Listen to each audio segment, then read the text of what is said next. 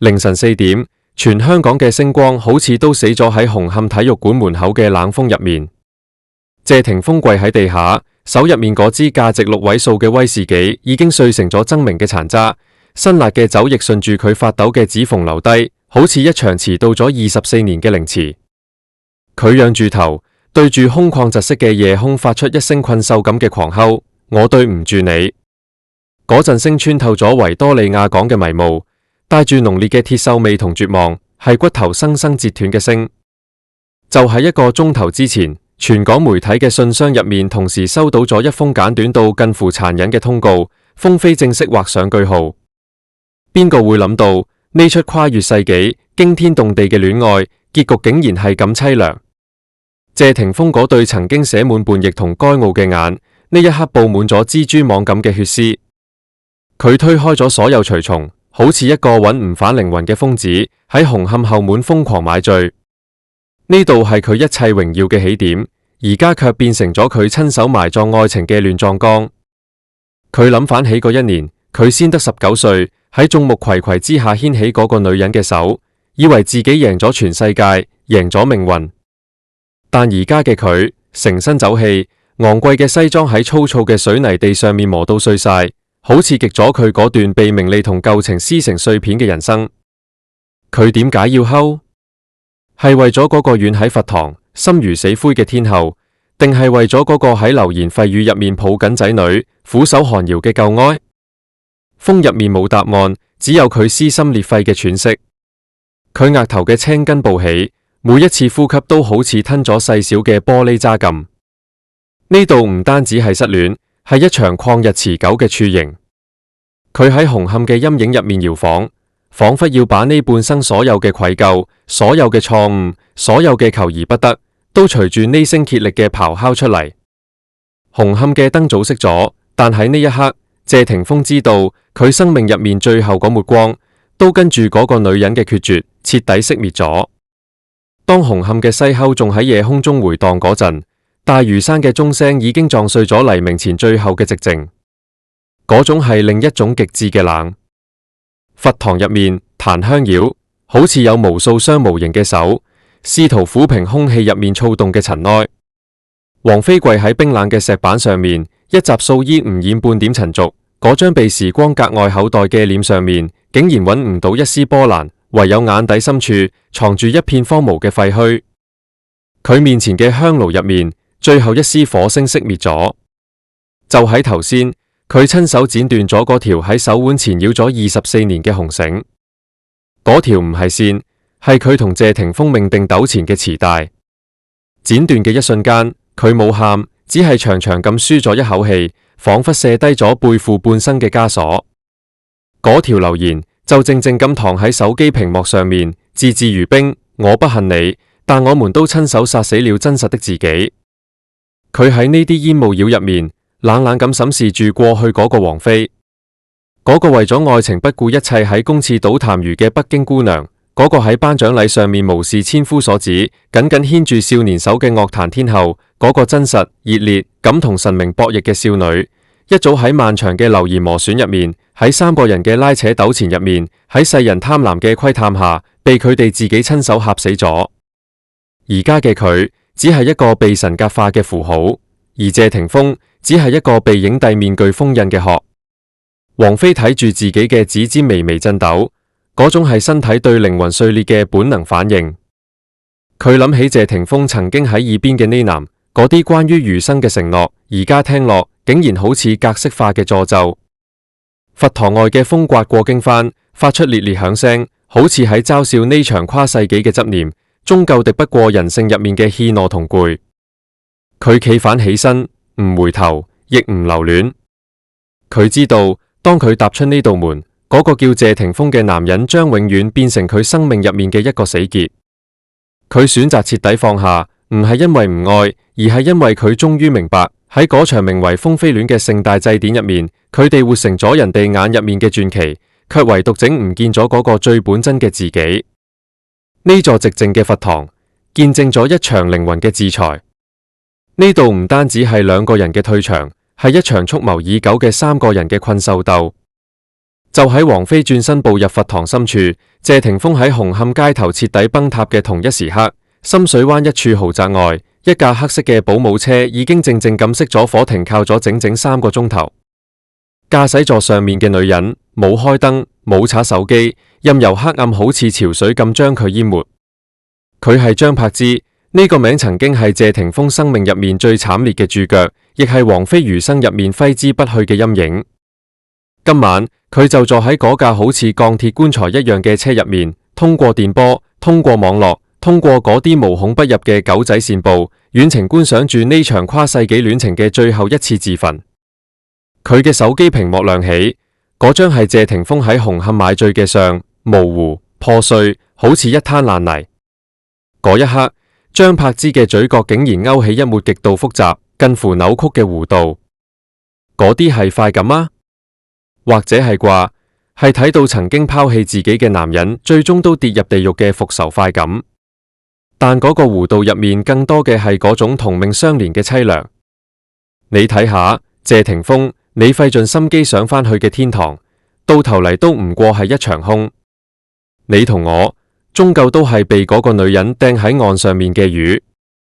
佢冷冷咁撥通咗一個號碼，卻喺接通前1秒冚咗掛斷。佢知道嗰個號碼呢個時候正喺紅磡冰冷嘅地磚上面，或者正被嗰個叫謝霆鋒嘅男人塞入酒樽入面。呢度便係一場最頂級嘅修羅場。王菲喺佛前求一個空，謝霆鋒喺酒入面求一個死，而張柏芝喺黑暗中求一個生。就喺呢個時候，後座傳嚟仔女細微嘅打鼾聲，嗰陣聲喺死寂嘅車廂入面顯得格外刺耳，好似一支姿勢針吉入張柏芝嗰粒一早已經千瘡百孔嘅心。佢回頭睇咗一眼，眼神瞬間由修羅變成咗聖母。佢知道呢3個仔係佢手入面最後嘅籌碼，亦係謝霆鋒呢世人永遠還唔清嘅債。全港嘅媒體呢個時候都喺瘋傳，謝霆鋒返唔到王菲身邊，就一定會返去張柏芝嘅懷抱。呢樣嘢聽落幾似一個圓滿嘅童話，但只有深陷其中嘅人先知道，呢度根本唔係破鏡重圓，呢度係2個喺戰場上面被打到肢體殘缺嘅逃兵，喺寒冬臘月入面為咗唔被凍死，不得不緊緊相擁。嗰啲唔係愛，嗰啲係對宿命嘅投降，係對現實最卑微嘅妥協。張柏芝推開車門，大嶼山嘅冷風都吹到嚟深水灣。佢點燃咗一支煙，火光忽明忽暗，映照出佢嗰張曾經驚豔咗成個時代嘅臉。而家嗰張臉上面寫滿咗算計過後嘅攰。佢睇住倒後鏡入面嘅自己，突然覺得好陌生。佢諗返起10幾年前，佢都係咁樣睇住倒後鏡，睇住嗰個為咗求愛不顧一切嘅玉女掌門人。喺嗰場名為愛情嘅豪賭入面，佢押上咗名聲，押上咗事業，押上咗靈魂，最後只係換嚟一紙離婚協議同滿身傷痕。而家機會竟然又返到佢手入面，諷刺嗎？嗰個高高在上嘅天后終於玩厭咗呢出純情遊戲，把呢個滿身酒氣、心碎咗一地嘅男人，好似掉一件舊大衣咁掉返入垃圾堆，而佢張柏芝竟然仲要張開雙臂去接住呢件舊大衣。謝霆鋒，你以為你吼一聲對唔住，債就清咗啦咩？佢對住虛無嘅夜色細聲呢喃，煙圈被風瞬間攪碎。你欠佢嘅，你用命都還唔上；你欠我嘅，我要你用剩低嘅半世人慢慢還。呢個時候嘅香港，正處於黎明前最黑暗嘅時刻。紅磡嘅酒樽殘渣，佛堂嘅斷裂念珠，豪宅外嘅冷煙頭，三者之間形成咗一個詭異而穩固嘅三角。冇人係贏家。謝霆鋒以為佢能揾返最初嘅感動，卻發現歲月一早把當年嘅少年揉成咗面目全非嘅樣。王菲以為佢能通過佛法超脫，卻發現嗰句我不恨你先係最深沉嘅詛咒。而張柏芝，佢以為佢終於等到咗浪子回頭，卻唔知道接納一個心死嘅男人，先係餘生最大嘅酷刑。呢度係一場全港見證嘅謝幕，亦係一場冇人幸免嘅屠殺。佢哋3個人喺呢一夜，共同完成咗一場關於真實自我嘅公開處刑。當第一抹曙光刺破維多利亞港嘅霧氣，所有嘅喧囂都將化為報紙上面嘅頭版頭條。世人只會睇到風飛紛，風之盒嘅狗血反轉，唯有我呢支筆記錄低咗呢一夜，嗰3粒靈魂喺黑暗入面點樣掙扎，點樣尖叫，點樣最終沉淪。呢場世紀戀情嘅崩塌，從來唔係因為某一個瞬間嘅背叛，而係長達24年入面，兩粒靈魂喺時間荒野入面嘅無聲走偏。人哋總係喺度唏噓嗰場世紀牽手嘅重現，卻唔記得2000年嗰個喺鏡頭前笑得肆意狂放嘅謝霆鋒，同埋而家呢個喺紅磡街頭買醉嘅男人，中間隔住2段破碎嘅婚姻，幾個夭折嘅諾言，同埋一整片名利場嘅屍橫遍野。佢哋愛嘅根本唔係對方，而係嗰個一早死喺過去嘅自己。24年前，謝霆鋒睇王菲，睇嘅係一種逃離。佢係含住金鎖匙出世嘅星二代，係全港媒體睇住長大嘅囚徒。佢嘅生活係按劇本行嘅，直到佢遇見咗嗰個喺紅磡舞台上面打大赤腳，眼神游離喺3界之外嘅王菲。嗰陣時嘅王菲係佢反抗爸爸、反抗公司、反抗呢個沉悶世界嘅旗幟。牽起佢嘅手，佢覺得自己變成咗敢於屠龍嘅勇士。而王菲睇謝霆鋒，睇嘅係一種獻祭。佢太清醒啦，清醒到喺呢個浮躁嘅人間感到寒冷。嗰個19歲少年眼入面熾熱，唔計後果嘅愛火，曾係佢唯一嘅取暖器。可是時間係呢世上最歹毒嘅編劇。當佢哋兜兜轉轉喺2014年再度重逢嗰陣，嗰場名為世紀復合嘅戲碼，本質上係一場悲涼嘅抱團取暖。謝霆鋒唔再係嗰個血氣方剛嘅少年，佢變成咗精明嘅商人，變成咗戴住儒雅面具嘅影帝。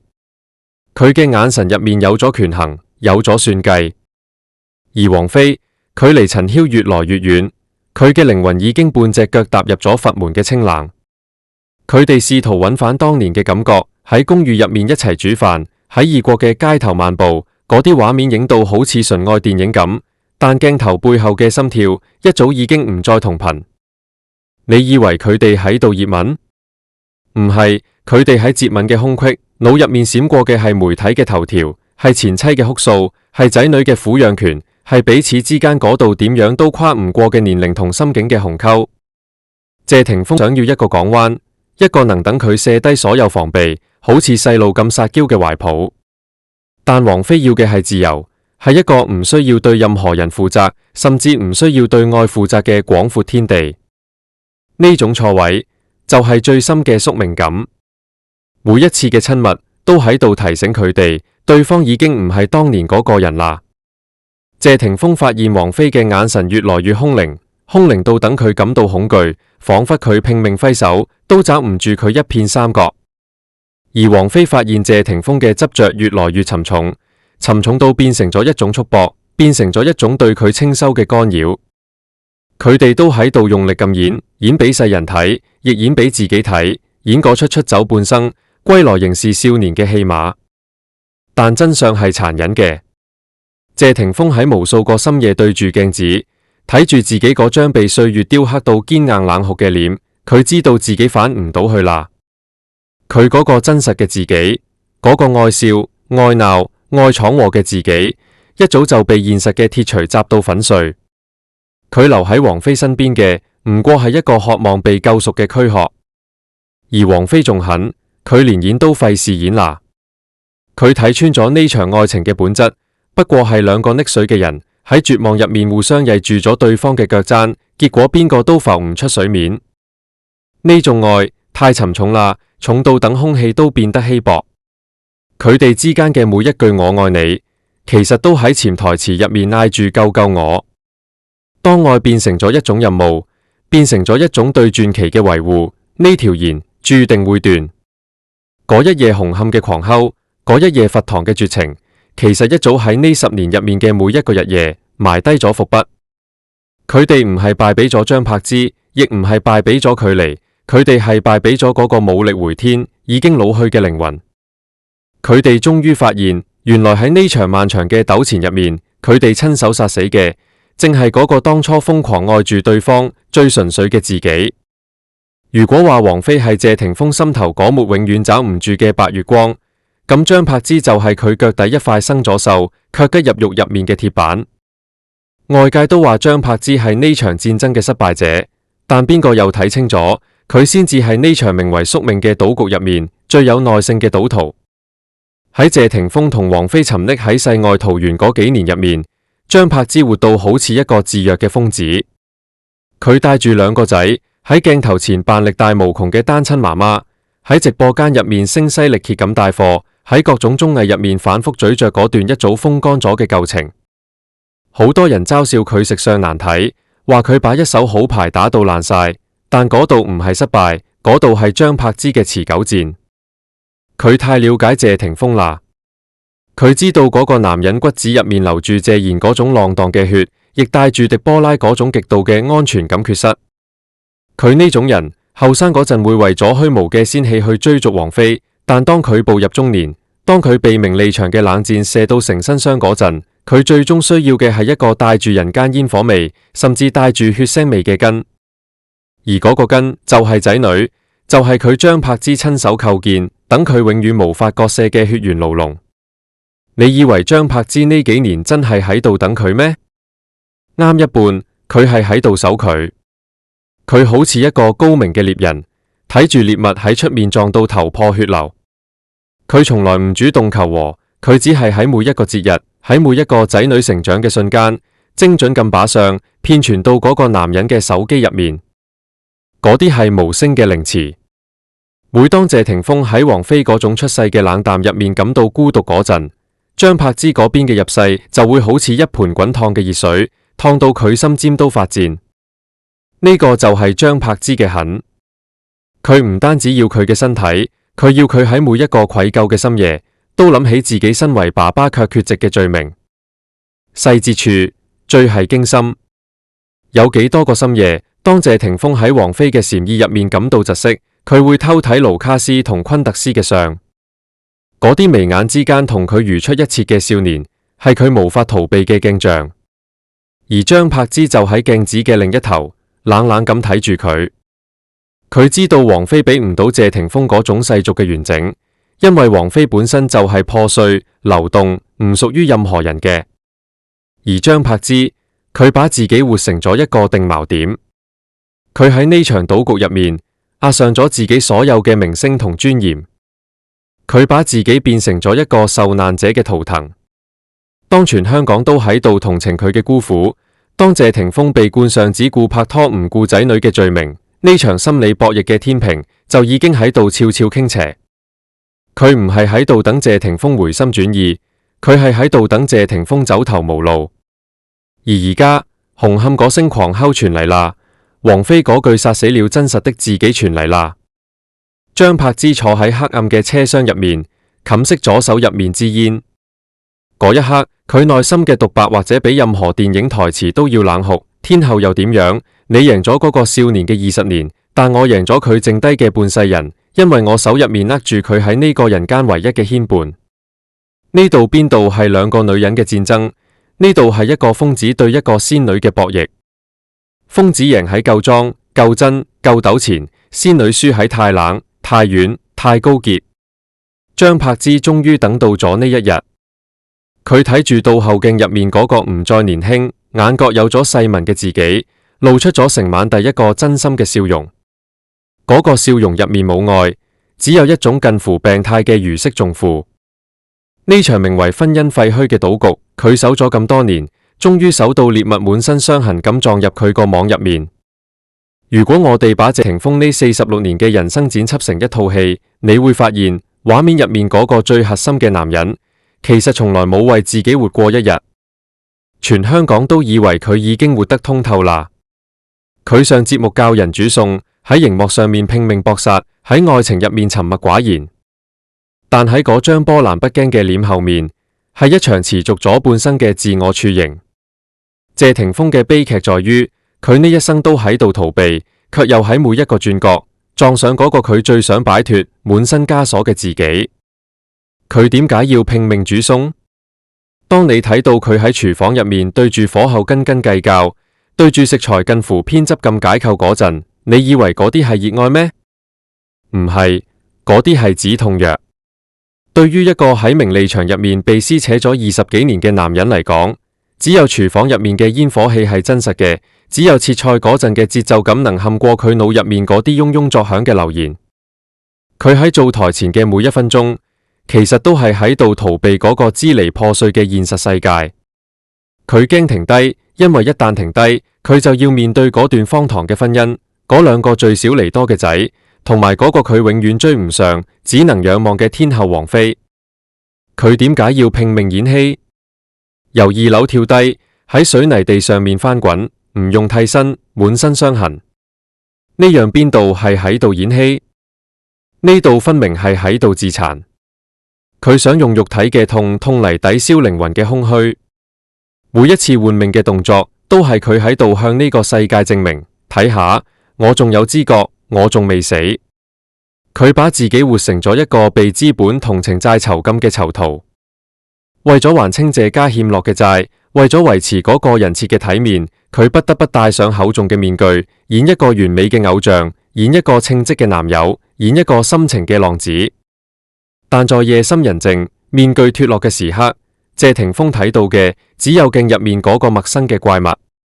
佢曾以為王菲係佢嘅解藥，佢以為只要返去呢個女人身邊，佢就能揾返嗰個19歲嗰陣咁對住世界豎中指嘅叛逆少年。但佢唔記得咗，時間唔單止帶走咗佢嘅膠原蛋白，仲帶走咗佢最寶貴嘅純粹。當佢試圖同王菲討論佛理，試圖同佢尋找靈魂嘅共鳴嗰陣，佢發現自己其實根本聽唔明佢喺度講咩。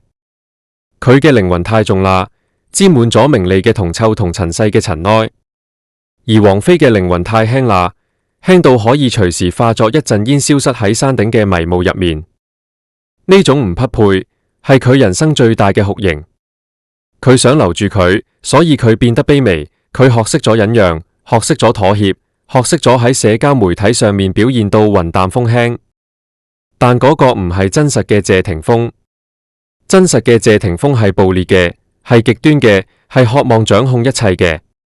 為咗呢份跨世紀嘅愛，佢親手殺死咗嗰個滿身稜角嘅自己，把自己修剪成一盤適合擺喺天后窗台上面嘅盆栽。呢種自我處刑喺紅磡嗰一夜終於達到咗臨界點。當王菲嗰句冷冰冰嘅留言出現喺手機屏幕上面，謝霆鋒先至猛然醒悟，佢冇咗婚姻，冇咗家庭，冇咗形象，最後竟然連呢個佢視為唯一救贖嘅女人都冇埋。更諷刺嘅係，佢發現自己連點樣做一個真實嘅自己都忘記咗。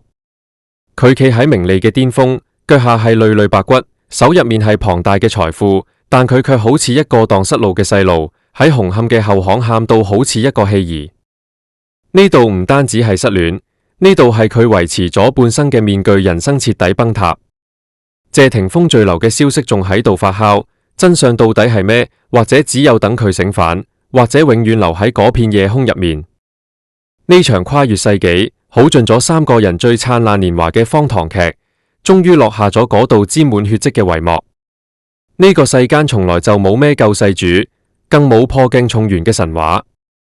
你睇下謝霆鋒，佢最後返去咗嗰個充滿煙火氣嘅家，返到張柏芝同仔女身邊。世人話呢個係大團圓，但我睇到嘅係一個被生活閹割咗靈魂嘅男人，喺度向平庸俯首稱臣。佢唔再係嗰個敢喺金像獎台上目空一切嘅少年，佢變成咗一個喺深夜入面唔敢大聲呼吸，生怕驚動咗全屋愧疚嘅囚徒。佢得到嘅係一份名為完整嘅殘缺。你睇下張柏芝，佢守到咗佢想要嘅名分，但嗰個又點樣？佢接住嘅係一個心如死灰嘅軀殼。餘生漫長嘅歲月入面，佢都要對住一張寫滿咗我不愛你嘅臉，去演嗰出相敬如賓嘅假戲。呢度邊度係贏？呢度分明係俾自己判咗一場無期徒刑，喺名為執念嘅牢房入面同恨意共生。你睇下王菲，佢飛升咗，佢解脫咗，佢把自己活成咗一個冷冰冰嘅符號。但嗰份空靈背後，又藏住幾多對人間嘅絕望？佢殺死咗那個真實嘅會痛會喊嘅自己，換嚟咗一身唔染塵埃嘅輕盈。但一個冇咗溫度嘅靈魂喺永恆嘅靜入面，係咪都會感到一絲難以言喻嘅荒蕪？呢個就係娛樂圈最狠嘅真相。所有嘅心情，最終都逃唔過人性嘅自私，所有嘅傳奇最終都只係慾望嘅祭品。我哋呢啲看客喺呢場曠日持久嘅拉扯入面流乾咗眼淚，感嘆住佢哋嘅愛恨情仇。但實際上，我哋喊嘅邊度係佢哋？我哋喊嘅係自己，係嗰個曾經以為只要用力愛就能贏過命運嘅自己，係嗰個喺現實面前撞到頭破血流，最後不得不妥協嘅自己，係嗰個喺名利場入面走火入魔，最後連最初嘅真心都整唔見咗嘅凡人。紅磡嘅燈熄咗，佛堂嘅門閂咗，豪宅嘅煙散咗。謝霆鋒、王菲、張柏芝，佢哋喺呢24年入面交換咗名利，交換咗身體，交換咗骨血，卻唯獨冇得交換到嗰份真正能等靈魂安穩嘅太平。喺呢場世紀忠言嘅最後，我只想話俾每一個仲喺愛入面掙扎嘅靈魂知，唔好去追求咩命定糾纏，亦唔好去迷信咩世紀復合。因為喺呢紅塵萬象入面，最珍貴嘅從來唔係嗰個等你好心痛嘅人，而係嗰個無論經歷幾多修羅場，依然敢於面對鏡子講一句我仲未整唔見自己嘅嗰個真實嘅靈魂。呢出戲真係做完啦！各位觀眾睇到呢度，你哋覺得謝霆鋒最後嘅選擇係解脫定係另一場困局？如果你哋都覺得呢段跨世紀嘅感情令人唏噓，記得幫我點讚、訂閱、分享俾你嘅朋友。你哋嘅支持係我哋繼續挖掘真相嘅動力。我哋下期再見。